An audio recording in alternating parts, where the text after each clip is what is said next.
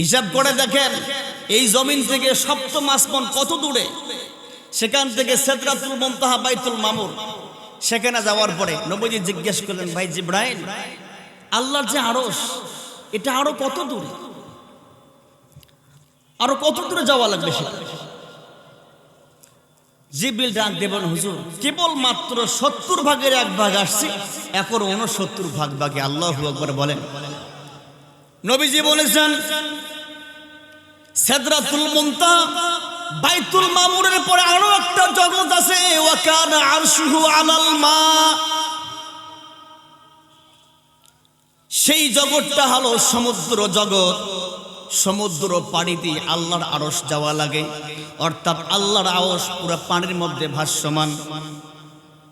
আল্লাহর নবী বলেছেন, আমি যখন সপ্তম আসমান দেখলাম, সিদরাতুল মুনতাহা দেখলাম, বাইতুল মামুর দেখলাম, আরশে আজিম দেখলাম, নবীজি বলেন, যদি কারো হাতের তালুতে 60টা সরিষার দানা রাখা হয়, যে পরিমাণ ছোট দেখাবে, যদি আল্লাহর আরশে 7 জমিন আর 7 আসমানকে রাখা হয়, তাহলে এর চাইতেও আরো অনেক ছোট দেখাবে। সুবহানাল্লাহ বলবেন না? চিন্তা করে দেখুন, বিশাল পৃথিবী, চন্দ্র সূর্য, মঙ্গল বুধ বৃহস্পতি ইউরানাস, সিদরাতুল মুনতাহা আরশে আজিম, যিনি এতগুলোকে এত বড় বড় করে বানিয়েছেন, তিনি কত বড় হবে? আল্লাহু আকবার বলি, আরো জোরে আল্লাহু আকবার।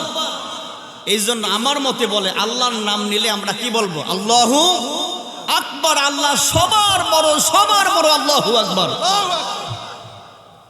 আমরা সূরাতুল ফিল তেলাওয়াত করেছি, ইনশাআল্লাহ আলোচনা করব। সবাই এবার জোরে সোরে তাকবীর দিতে পারবো তো ইনশাআল্লাহ?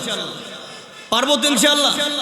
আমরা হাত উঠায়া আল্লাহকে জানাই দেব, আরশের মালিক তুমি সবার বড়। পারবো না আমরা? গায়ে যতটুকু শক্তি আছে সব শক্তি প্রয়োগ করে আমরা আল্লাহকে বলবো, আল্লাহ তুমি সবার বড়। পারবো তো? রেডি? লিল্লাহে তাকবীর, লিল্লাহে তাকবীর, লিল্লাহে তাকবীর। তোমারি রহম ছাড়া বাঁচা বড় দায়, প্রতিদিনে প্রতিক্ষণে জড়িয়ে রাখো গো আমায়। আল্লাহু আকবার বলবেন না? তোমারি রহম ছাড়া বাঁচা বড় দায়, প্রতিদিনে প্রতিক্ষণে জড়িয়ে রাখো গো আমায়। শত শত ভুল মাফ করে দাও, শত শত ভুল মাফ করে দাও, জানা কি অজানা আমি তোমারি গোলাম গো, অন্য কারণা। আলিমুল গায়ব তুমি, মালিক রব্বানা। আল্লাহু আল্লাহু আল্লাহু আল্লাহ, আল্লাহু আল্লাহু আল্লাহু আল্লাহ। সবাই কালেমা পড়ি লা ইলাহা, সবাই লা ইলাহা, জোরে জোরে লা ইলাহা, ও লা ইলাহা, লা ইলাহা ইল্লাল্লাহ মুহাম্মাদুর রাসূলুল্লাহ। সকলে বলি সাল্লাল্লাহু আলাইহি ওয়াসাল্লাম। সকল প্রশংসা মহান আল্লাহ পাকের দরবারে, যিনি আজকে আমাদেরকে গোকুলপুর চৌড়াপাড়া শাহী জামে মসজিদ কর্তৃক আয়োজিত তাফসিরুল কুরআন মাহফিলে এসে বসে কোরআন এবং হাদিস থেকে আলোচনা করার জন্য আর শোনার জন্য যিনি আমাদেরকে তৌফিক দিলেন, সেজন্য সেই মহান রবের দরবারে আমরা সকলেই প্রাণ খুলে অন্তরের অন্তঃস্থল থেকে সকলেই শুকরিয়া আদায় করি, সকলে বলি আলহামদুলিল্লাহ। তারপরে দরুদ ও সালাম বর্ষিত হোক সেই মহান নেতার দরবারে যিনি সর্বযুগের সর্বকালের সর্বশ্রেষ্ঠ মহামানব, যিনি সাইয়্যিদুল মুরসালিন খাতামুন নবিয়্যিন রহমাতাল লিল আলামিন, যিনি কিয়ামতের ময়দানে হবেন শাফিউল মুযনাবিন, যার সুপারিশ ছাড়া কোন নবী রাসূল জান্নাত যাওয়ার পারমিশন পাবেন না, যিনি আমাদের নবী, নবীদের নবী, ফেরেশতাদের নবী, জিনদের নবী, যিনি সকল মাখলুকাতের পয়গম্বর, যিনি মদিনা শরীফে জীবিত অবস্থায় শুয়ে আছেন। আমরা সেই নবীজির কদম মোবারকে ভক্তিমনা চিত্তে সকলে মহাব্বতী কণ্ঠে দরুদ পাঠ করি, সকলে বলি সাল্লাল্লাহু আলাইহি ওয়াসাল্লাম। আজকের এই মাহফিলের সম্মানিত সভাপতি, সহসভাপতি, প্রধান অতিথি এবং বিশেষ অতিথি মহোদয়গণ, আমার সামনে বসা পিতার সমবয়সী মুরব্বে আজম যুবক ভাইয়েরা এবং পর্দার অন্তরালে অবস্থানরতা মা ও বোনেরা, আমি সকলকে আবারও সালাম দিচ্ছি, আসসালামু আলাইকুম ওয়া রাহমাতুল্লাহ। আমি জানতে চাই আপনারা সবাই কেমন আছেন? আলহামদুলিল্লাহ, আমিও ভালো আছি। আজকের এই কোরআনের মাহফিলে আসতে পেরে আপনারা খুশি না বেজার? পিছনের ভাইরা মনে হয় খুশি নয়, খুশি না বেজার? খুশি হবেন না কেন? এই যে বসেছি, শুনতেছি আর বলতেছি, এর যে কি পরিমাণ সওয়াব, কি পরিমাণ নেকি যদি চোখে দেখা যেত, আল্লাহর কসম, আল্লাহি বিল্লাহি তাল্লাহি, যদি আমরা চোখে দেখতে পারতাম, কোন লোক বাইরে থাকতাম না, দোকানপাটে থাকতাম না, রাস্তাঘাটে থাকতাম না। দেখি না আমরা, হুজুররা বলে বিশ্বাস করি কিন্তু আমরা আসতে চাই না। কথা বলেন, ঠিক বলছি না বেটি? তার কারণ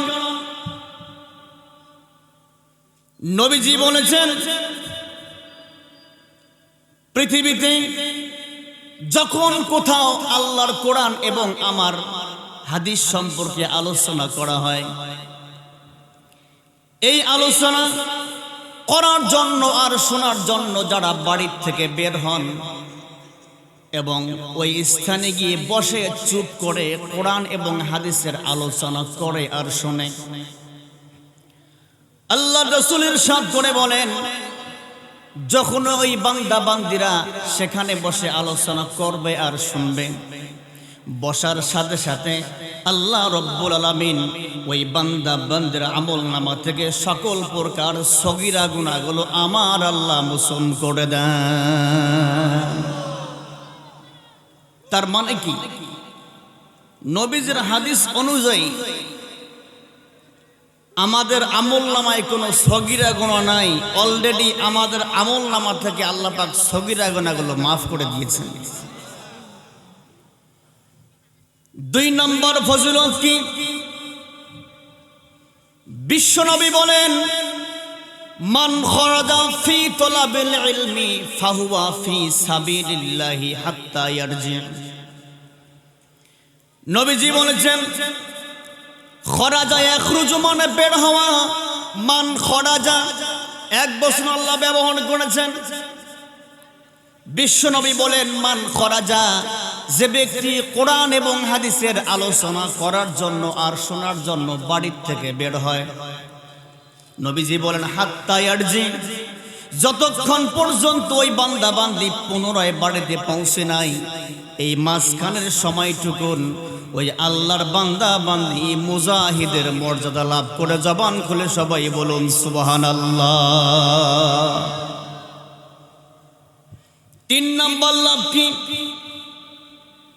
নবীজি বলেছেন, যখন কোন আল্লাহর বান্দা বান্দি আমার উম্মত আল্লাহর কোরআন এবং আমার হাদিসের আলোচনা করার জন্য আর শোনার জন্য বের হবে, যখন ওই আল্লাহর বান্দা বান্দিরা স্থানে বসে শুনবে, নবীজি বলেছেন 500 রাকাত নফল নামাজ পড়লে যে পরিমাণ সওয়াব, সম পরিমাণ সওয়াব আমার আল্লাহ রব্বুল আলামিন ওই বান্দা বান্দির আমল নামায় সংযোজন করে দেন। খুশি না বেজার? আবার বলতে হবে, খুশি না বেজার?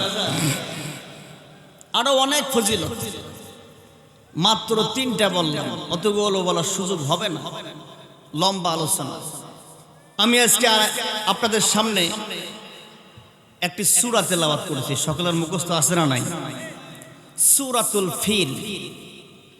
ফিল মানে কি বলেন তো? হাতি। এই হাতি মার্কা সূরা নিয়ে আমি ইনশাআল্লাহ আলোচনা করব, শুনতে রাজি আছেন তো ইনশাআল্লাহ? এই সূরাটি পাবেন 30 নম্বর পাড়ায়, 105 নম্বর সূরা। এখানে আয়াতটা মাত্র 5টি, রুকু 1টি। এই সূরাটি অবতীর্ণ হয় নবীজির মাক্কি জিন্দেগিতে। কোথায় বলেন তো? মাক্কি জিন্দেগি। তো ইনশাআল্লাহ এই সূরাতে আল্লাহ পাক কি রেখেছেন, কি বলতে চাচ্ছেন, এই সূরার আলোচনা শোনার পরে আমাদের করণীয় কি, শিক্ষা কি, আমরা কি পেলাম, কি আমল করব, জানতে রাজি আছেন তো? ইনশাআল্লাহ আমরা আলোচনা এখনই শুরু করব। আমরা তাকবীর দিয়ে আলোচনা যাব ইনশাআল্লাহ। সবাই তাকবীর দেন, লিল্লাহে তাকবীর। তাকবীরটা হলো না? ইসলামের ভাইরা, আল্লাহর প্রতি মন খারাপ নাকি? কথা বল, মন খারাপ নাকি? আল্লাহু আকবার মানে কি? আল্লাহ সবার বড়। আল্লাহ আল্লাহ কত বড় জানতে চান? জানতে চান আল্লাহ কত বড়? জানতে চান তো? আল্লাহ কত বড় আমরা কেউ বলতে পারবো না, তবে যদি আমরা আল্লাহর সৃষ্টি সম্পর্কে ক্যালকুলেশন করি তাহলে বুঝতে পারবো আল্লাহ কত বড়। শুনবেন তো? বিশ্বনবী বলেন, আমি যখন মেরাজে গিয়েছিলাম, আমি 7 আসমান পাড়ি দিয়ে তারপরে আল্লাহর আরশে গিয়েছিলাম। আল্লাহ রাব্বুল আলামিন বলেন, সাবআ সামাওয়াতিন তিবাকা। আল্লাহ রাব্বুল আলামিন বলেন, আমি একটা নয়, দুইটা নয়, 7টা আসমান বানিয়েছি, স্তরে স্তরে, তবকা তবকা, একটার পর একটা আমি 7টা আসমান বানিয়েছি। নবীজি বলেছেন, এই যে 7টা আসমান আল্লাহ বানালেন, আমরা আছি প্রথম আসমানের প্রথম জমিনে। বিজ্ঞানীগণ একটা হিসাব নিকাশ করেছেন যে এই জমিন থেকে প্রথম আসমানের দূরত্ব হলো 28,80,000 মাইল। সুবহানাল্লাহ বলবেন না? আমরা যে জমিনে আছি, এই জমিন থেকে প্রথম আসমানের ছাদ পর্যন্ত দূরত্ব হলো 28,80,000 মাইল। আল্লাহু আকবার বলি। এবং দ্বিতীয় আসমানের জমিন থেকে তৃতীয় আসমানের ছাদ পর্যন্ত দূরত্ব হলো এর চাইতে 70 গুণ বেশি। আল্লাহু আকবার বলবেন না? নবীজি বলেন, তৃতীয় আসমানের ছাদ থেকে, তৃতীয় আসমানের জমিন থেকে চতুর্থ আসমানের দূরত্ব হলো ওর চাইতে আরো 70 গুণে বেশি। আল্লাহু আকবার বলি। এভাবে যদি আমরা 7টা আসমানকে আমরা হিসাব করি, তাহলে সপ্তম আসমান কোথায় আছেন? আল্লাহর নবী যখন মেরাজে গেলেন, তিনি যখন সপ্তম আসমানে উঠলেন, সপ্তম আসমানে ওঠার পরে একজন ফেরেশতার সঙ্গে দেখা হলো। আল্লাহর নবী বলেছেন, আমি দেখলাম ওই ফেরেশতা একটা গাছের দিকে তাকায় আছে।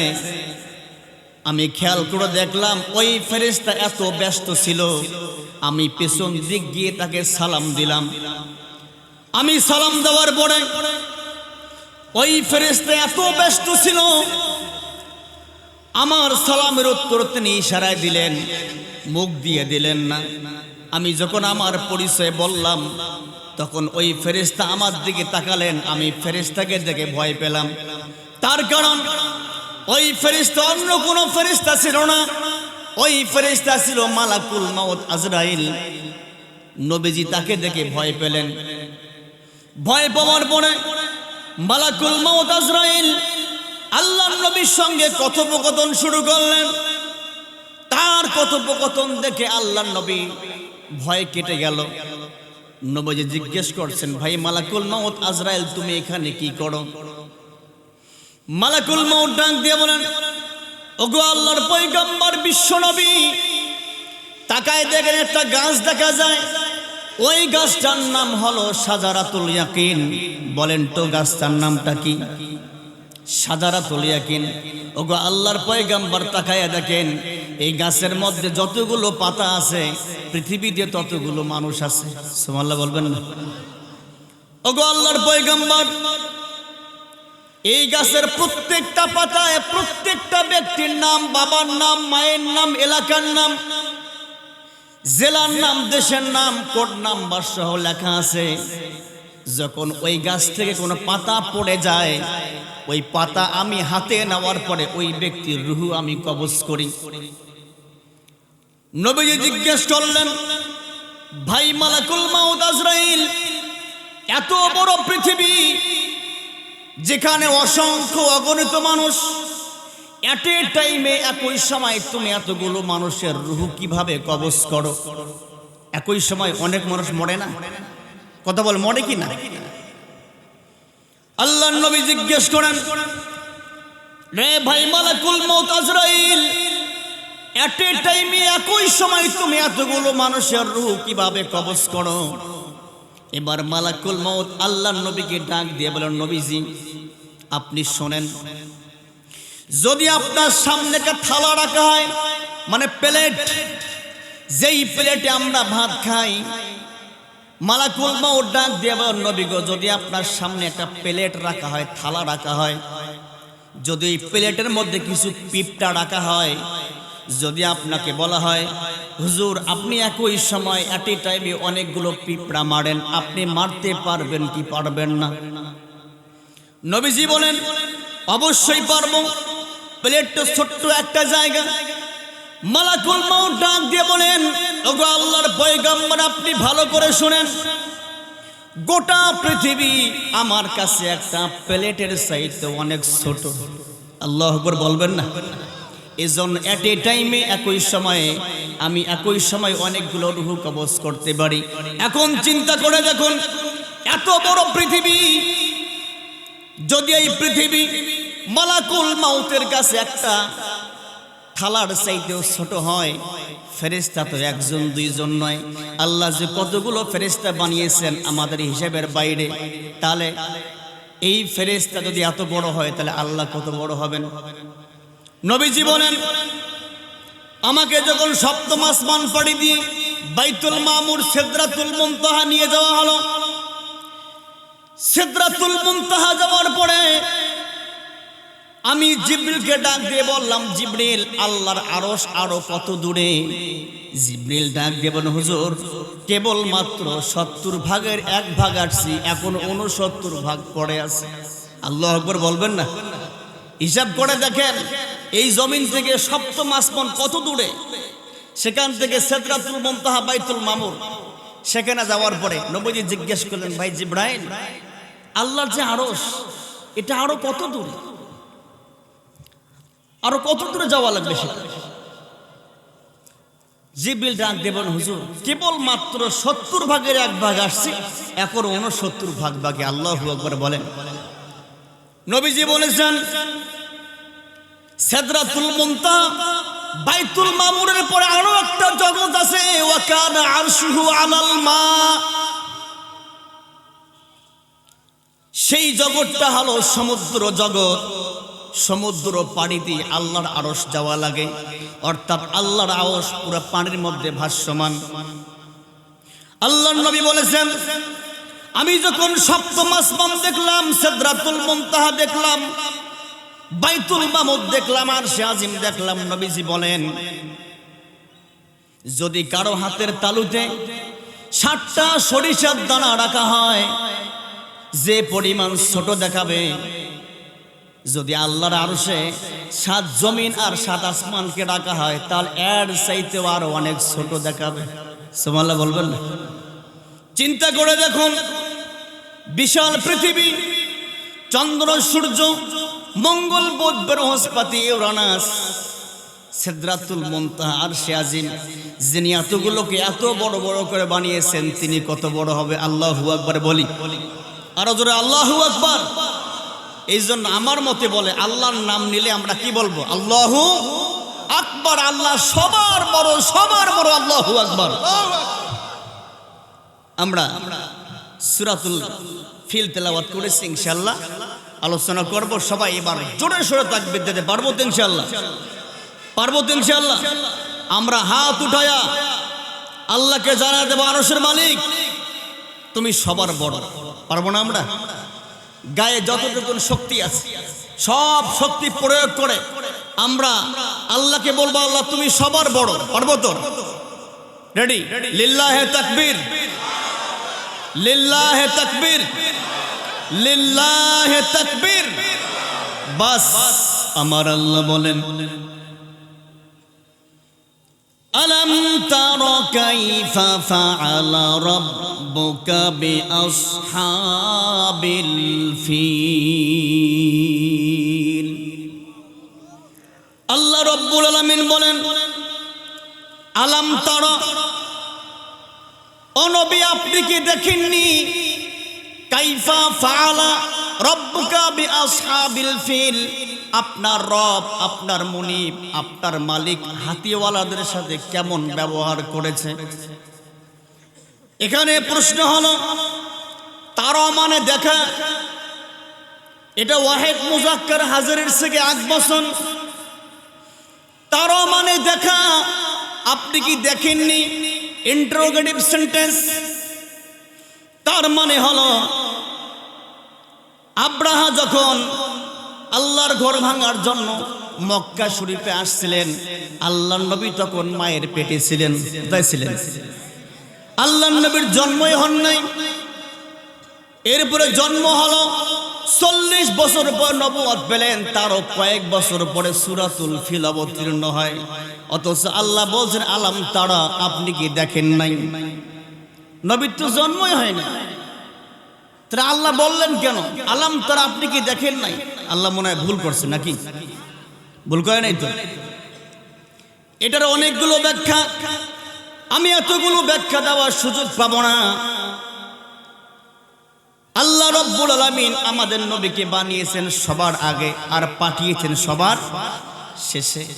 নবীজি বলেন, কুনতু নাবিয়ান কানাল আদামু বাইনাল মাই ওয়াত তিন। নবীজি বলেন, যখন আদম আর হাওয়া দুজন মাটি এবং পানিতে মিশ্রিত ছিলেন, তখনও আমি আল্লাহর নবী ছিলাম। একটা ঘটনা বলি, ক্লিয়ার হয়ে যাবে। আল্লাহর নবী একদিন তার মেয়ে ফাতেমা রাদিয়াল্লাহু তাআলা আনহাকে নিয়ে ঘরে বসে গল্প করতেছেন। হঠাৎ করে জিবরিল আলাইহিস সালাম নবীজির কাছে আসলেন। ইতিহাসে পাওয়া যায়, জিবরিল আলাইহিস সালাম অধিকাংশ সময় একজন সাহাবীর সুরত ধারণ করে আসতেন, ওনার নাম দাহিয়াতুল কালবি। কি নাম বললাম? ইতিহাসগুলো মুখস্থ রাখবেন। ওই দিনও তিনি ওই সাহাবীর সুরত ধারণ করে নবীজির কাছে আসছেন, কিন্তু আল্লাহর নবী যেই ঘরে ছিলেন সেই ঘরের দরওয়াজা ছিল বন্ধ। জিবরিল আলাইহিস সালাম এসে দরজা আঘাত করেছেন। নবীজি বুঝতে পারছেন জিবরিল আসছে। আল্লাহর নবী তার মা, তার মেয়ে ফাতেমাকে ডাক দিয়ে বলছেন, ফাতেমা রে, দরজা খুলে দাও, তোমার চাচা আসছে। কে আসছে? দরজা খুলে দাও, তোমার চাচা আসছে। এই শব্দটা জিবরিল আলাইহিস সালামের কানে পৌঁছে গেল। যখন দরজা খুলে দেওয়া হলো, জিবরিল আলাইহিস সালামের মনটা একটু খারাপ। চাচা বলতে বলেছেন। জিবরিল আলাইহিস সালাম যখন আল্লাহর নবীর পাশে বসলেন, সালাম বিনিময় হলো। জিবরিল ডাক দিয়ে বলেন, ইয়া রাসূলুল্লাহ, ওগো আল্লাহর হাবিব, আমি শুনতে পেলাম আপনি ফাতেমাকে বললেন তোমার চাচা আসছে, দরজা খুলে দাও। ওগো আল্লাহর পয়গাম্বার, আমি ফাতেমার চাচা হব কেন? আমি তো ফাতেমার জ্যাঠা হব, বড় আব্বু হব। বাপের বড় ভাই সম্পর্কে কি হয়? বড় আব্বু হয় না, জ্যাঠা হয় না? ওগো আল্লাহর পয়গাম্বার, আমি তো ফাতেমার জ্যাঠা হব, বড় আব্বু হব, আপনি চাচা বলতে বললেন কেন? আল্লাহর নবী মুস্কি হেসে বলেন, জিবরিল, তোমার চাইতে আমার বয়স বেশি। সুবহানাল্লাহ বলবেন না? জিবরিল ডাক দিয়ে বলেন, হুজুর কিভাবে সম্ভব? আমি আপনার জন্ম দেখেছি, আপনার দাদাকে চিনি, আপনার বাবাকে চিনি, এমনকি আদম আলাইহিস সালামকে যখন আল্লাহ পাক দুনিয়াতে পাঠান নাই, জান্নাতে রাখেন নাই, তার আগে আল্লাহ পাক আমাকে বানিয়েছেন। আপনি আমার চাইতে বয়সে বড় হন কেমনে? আল্লাহর নবী আবারও মুস্কি হেসে দিয়ে বলেন, জিবরিল রে, তোমার চাইতে আমার বয়স বেশি। এবার জিবরিল ডাক দিয়ে বলেন, ওগো আল্লাহর পয়গম্বর, বলেন তো আপনার বয়স কত? নবীজি ডাক দিয়ে বলেন, জিবরিল, আমার বয়স পরে, আগে তুমি বলো তোমার বয়স কত? জিবরিল ডাক দিয়ে বলেন, হুজুর, আমার ডেট অফ বার্থ, জন্ম তারিখ আমার মনে নাই, তবে একটা ঘটনা খেয়াল আছে।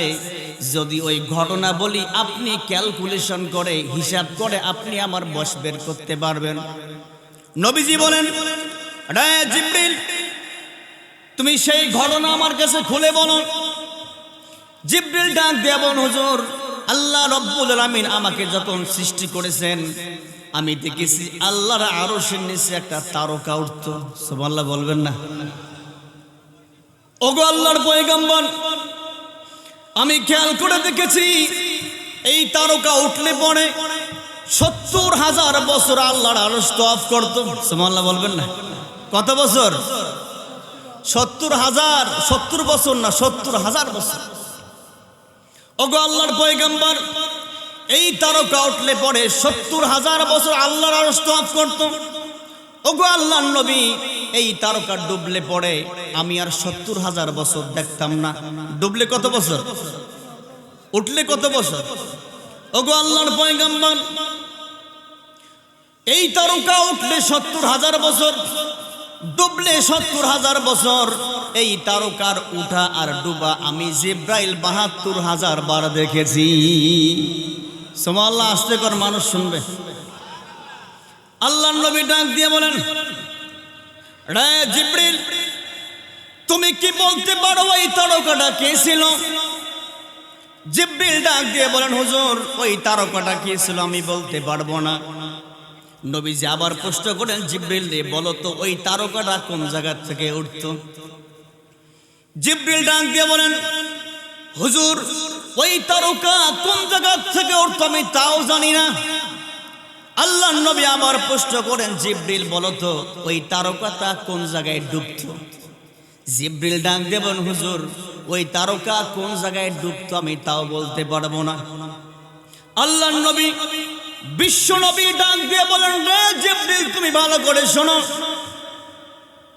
তুমি যে আল্লাহর আরশের নিচে তারকা দেখেছিলে, সেই তারকাটাই ছিলাম আমি মুহাম্মাদুর রাসূলুল্লাহ। আমার দেহ মন বলে নবী নবী, আমার দেহ মন বলে নবী নবী, আমার দুই নয়নে ভাসে ছবি, আমার দুই নয়নে ভাসে ছবি, আমার দেহ মন বলে নবী নবী, আমার দেহ মন বলে নবী নবী। সবাই আমার সাথে নবীর মোহাব্বতে বলতে পারবেন না? পারবেন তো? সবাই আমার সঙ্গে বলেন তো, আমার দেহ মন বলে। এই বিষ্ণু ভাইরা বলে না, আমার দেহ মন বলে। আরো জোরে আওয়াজ হবে, আমার দেহ মন বলে, আমার দুই নয়নে ভাসে ছবি, আমার দুই নয়নে ভাসে ছবি, আমার দেহ মন বলে, আমার দেহ মন বলে, ইয়া রাসূলুল্লাহ ইয়া হাবিবাল্লাহ। আল্লাহু আকবার বলি, ইয়া রাসূলুল্লাহ ইয়া হাবিবাল্লাহ, আপনি যে আল্লাহর নবী, আপনি যে আল্লাহর নবী, আমার দেহ মন বলে। জোরে হবে, আমার দেহ মন বলে, আমার দুই নয়নে ভাসে ছবি, আমার দুই নয়নে ভাসে ছবি, আমার দেহ মন বলে, আমার দেহ মন বলে। সবাই বলি মারহাবা, আরো জোরে মারহাবা। আল্লাহর নবী ডাক দিয়ে বলেন, জিবরিল এখন বলো তোমার বয়স বেশি না আমার বয়স বেশি? জিবরিল ডাক দিয়ে বলেন, হুজুর আমার চাইতে যে আপনার বয়স কত বেশি এই হিসাব আমার দ্বারা সম্ভব না। আল্লাহু আকবার। এই জন্য আল্লাহ বলছেন, আলাম তারা, আমি কি আপনাকে দেখাই নাই, আমি কি আপনাকে রূহের জগতে দেখাই নাই, কাইফা ফাআলা রাব্বুকা বিআসহাবিল ফিল, আপনার রব, আপনার মুনিব, আপনার মালিক হাতিওয়ালাদের সাথে কেমন ব্যবহার করেছিল। এটা একটা ব্যাখ্যা। দুই নম্বর ব্যাখ্যা হলো, তাফসীরের কিতাবে আসছে, মক্কার জমিনে ওই সময় অনেক মুরব্বিরা জীবিত ছিল, যারা আব্রাহার ঘটনা সচক্ষে দেখেছে। এই জন্য তারা যদিও এক বচন হয় আলাম তারা, আল্লাহ বলছেন তোমরা কি দেখোনি? তার মানে যারা আব্রাহার ঘটনা সচক্ষে দেখেছেন তাদেরকে সহ নবীকে সহ উল্লেখ করে বলছেন, আলাম তারা, তোমরা কি দেখোনি? কাইফা ফাআলা রাব্বুকা বিআসহাবিল ফিল, তোমাদের রব, তোমাদের মনিব, তোমাদের মালিক হাতিওয়ালাদের সাথে কি ব্যবহার করেছিল। এটা একটা ব্যাখ্যা। তিন নম্বর ব্যাখ্যা হলো, আল্লাহ বলেন, নবী গো, আপনি যেমন দেখে বিশ্বাস করেন, ওহির কথা না দেখেও আপনাকে বিশ্বাস করতে হবে। সুবহানাল্লাহ বলি আমরা। এই জন্য আল্লাহ বলছেন, আলাম তারা, হে নবী আপনি কি দেখেননি? কাইফা ফাআলা রাব্বুকা বিআসহাবিল ফিল, আপনার রব, আপনার মুনিব, আপনার মালিক হাতিওয়ালাদের সাথে কি ব্যবহার করেছিল। এরপরে আল্লাহ বলেন, আলাম ইয়াজআল কাইদাহুম ফি তাদলিল। আল্লাহু আকবার, আল্লাহু আকবার। আল্লাহ বলেন, তিনি কি তাদের ষড়যন্ত্রকে ব্যর্থ করে দেন নাই? কাইদুন শব্দ মুফাসসিরিনে কিরামগণ বলেন, তাফসীরে কিতাবে আসছে, কাইদুন শব্দটা গোপনীয় ষড়যন্ত্রে ব্যবহার হয়। আলাম ইয়াজআল কাইদাহুম, তিনি কি তাদের ষড়যন্ত্রকে ব্যর্থ করে দেন নাই? এখানে কি ষড়যন্ত্র ছিল শুনতে রাজি আছেন তো? রাজি আছেন তো ইনশাআল্লাহ?